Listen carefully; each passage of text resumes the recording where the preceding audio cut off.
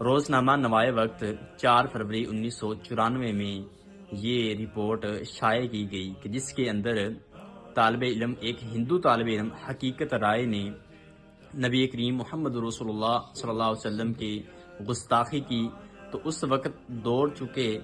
وہ مغلی دور تھا، مغلوں کا دور تھا، تو قاضی نے اس ہندو طالب علم کو سزائے موت سنا دی۔ بالآخر اختصار کے ساتھ اس ہندو طالب علم کو سزائے موت سنا دی گئی، اس کو پھانسی دے دی گئی۔ اس کے بعد ہندوؤں نے اس دن کو بطور قربانی منانے کے لیے اس کو نام بسنت کا دیا، اور اس دن میں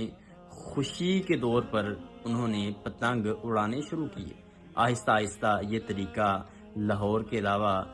گرد و نما میں پھیل گیا، اور ایون ہندوؤں کے باقی کئی شہروں میں بھی پھیل گیا، اور آج اس کی ہم وہ لہر دیکھ رہے ہیں کہ کس طرح سے اس کا رواج ہے۔ تو میرے بھائیوں، یہ پس منظر ہے جو ہمارے اس